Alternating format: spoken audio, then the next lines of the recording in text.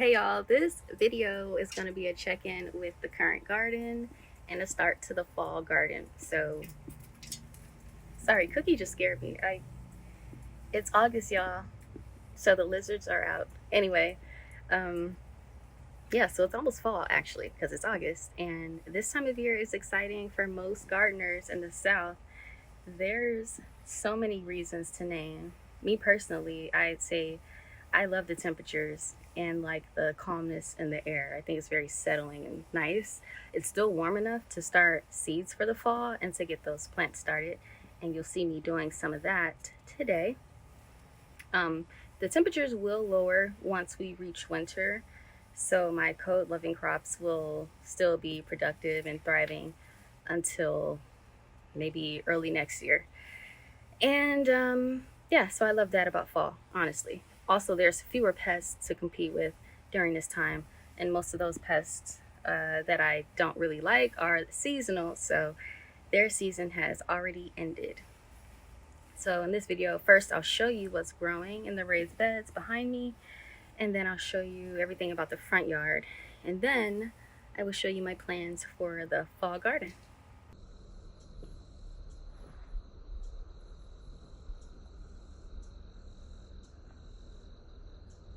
Okay, let's start with bed number one.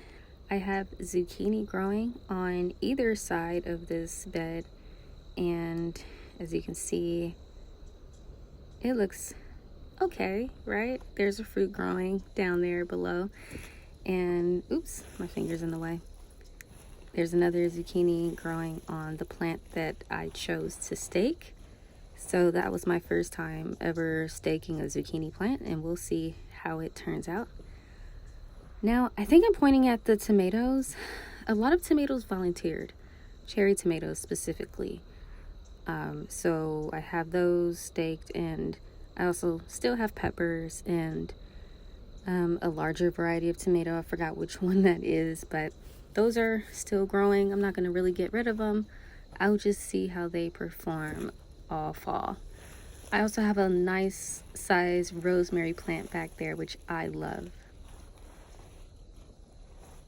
Those are sweet potatoes down below in the grow bags.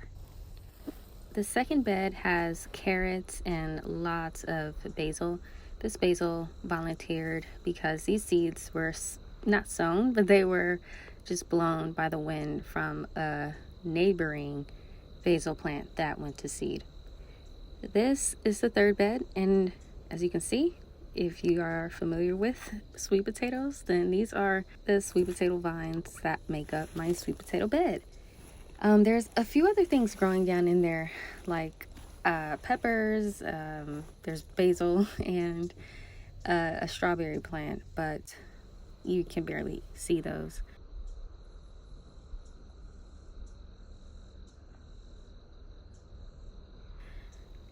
There's a couple of jalapenos right there.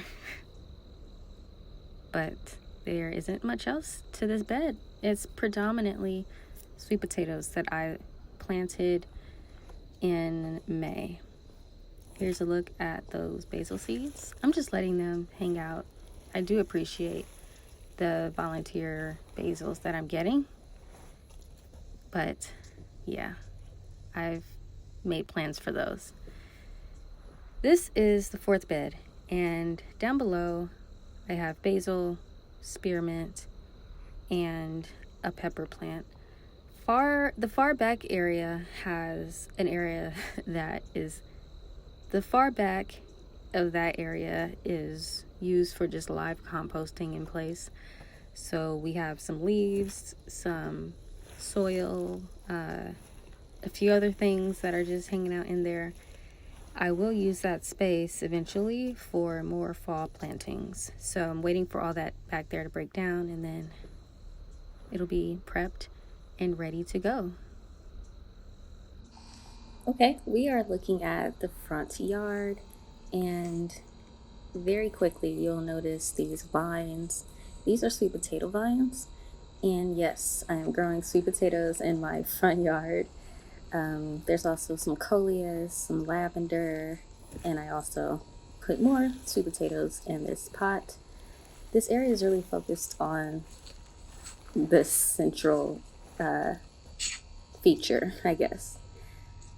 I also have some roses that are coming back after a cut, some elephant ear. There's lots of that throughout. There's some more over here.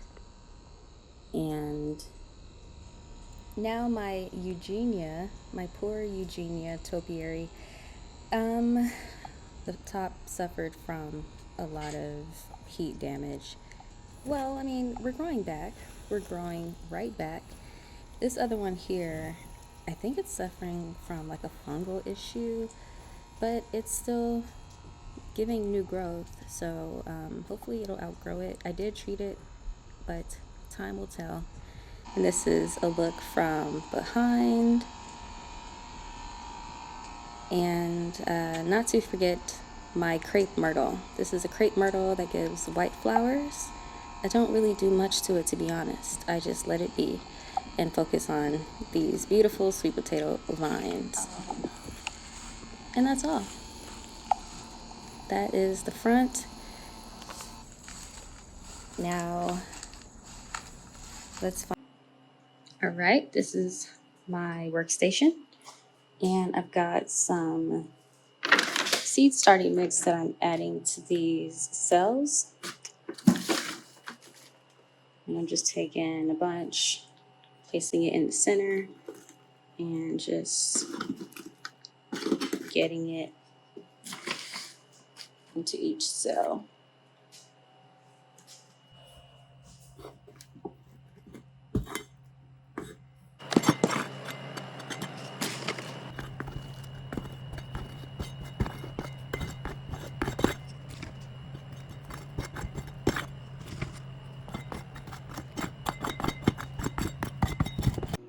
All right, that is all settled. Now let's take a look at what I'm actually gonna start growing. So I have this red burgundy onion. I haven't grown these before, so this will be my first time.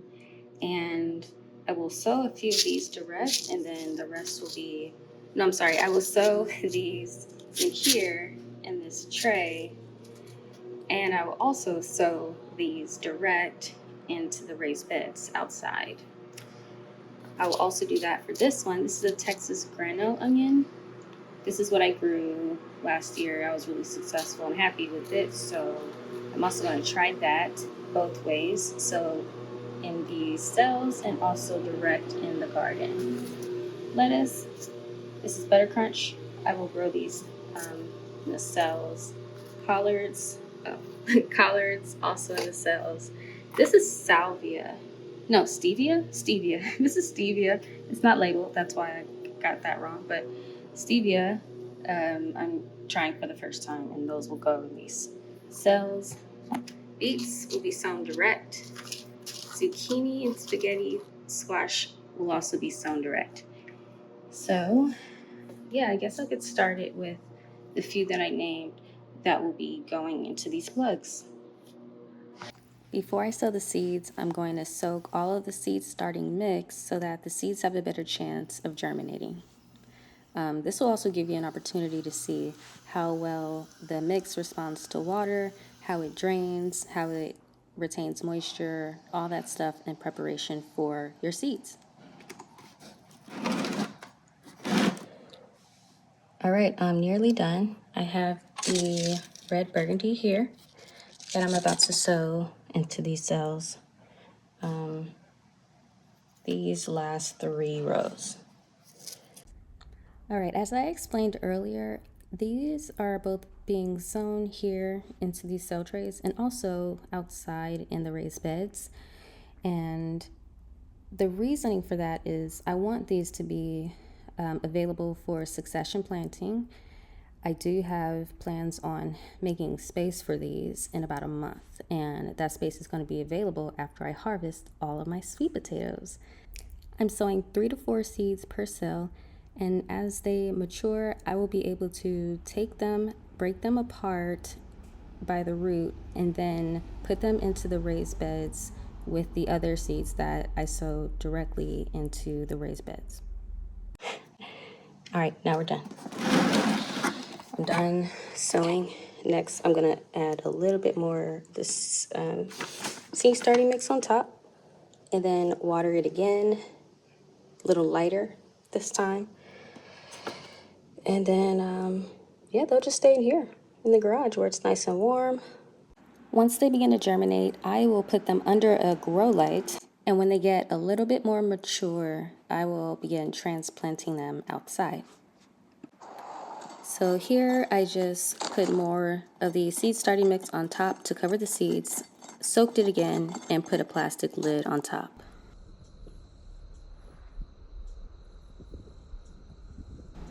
I'm clearing space for the onions that I do want to direct sow right now. And I'm picking up all of this basil that pretty much covered most of this bed. The basil was from a plant 2 rows behind me that went to seed, and the wind blew its seeds pretty much everywhere, but you see the effect of it mostly in this bed that I am at. So I'm just going to be gently pulling them out first, and then putting them aside to be potted somewhere else, because I do want to keep these. I think they're really great. They look really strong, but I just want to make room for my onions right now.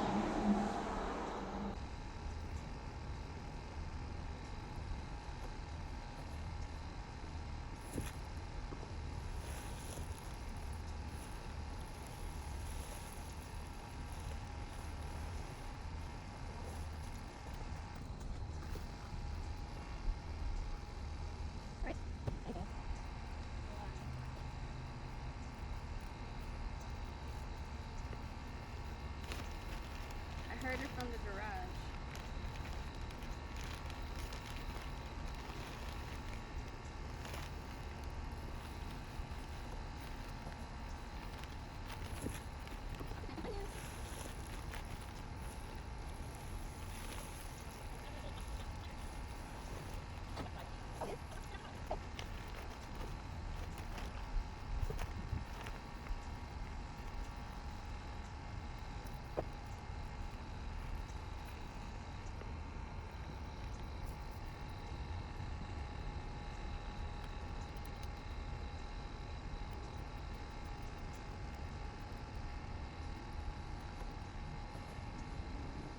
All right, here's what it's looking like now.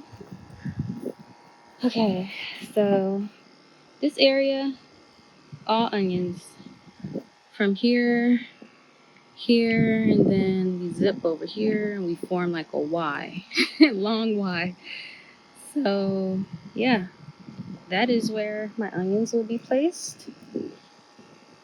And then again, I do have some that will be in plug trays.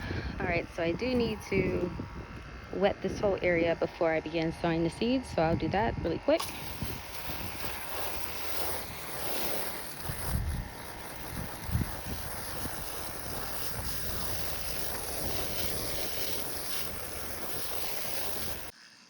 All right, I got a handful of the red burgundy, and I'm really just sprinkling a few here and there.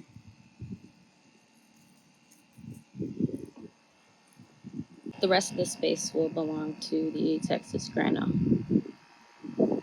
Now I'm going to just take this area that I kind of put into a hill and just cover these seeds like so.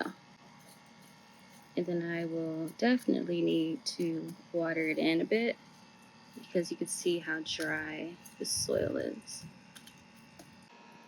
Okay, so this is the next day.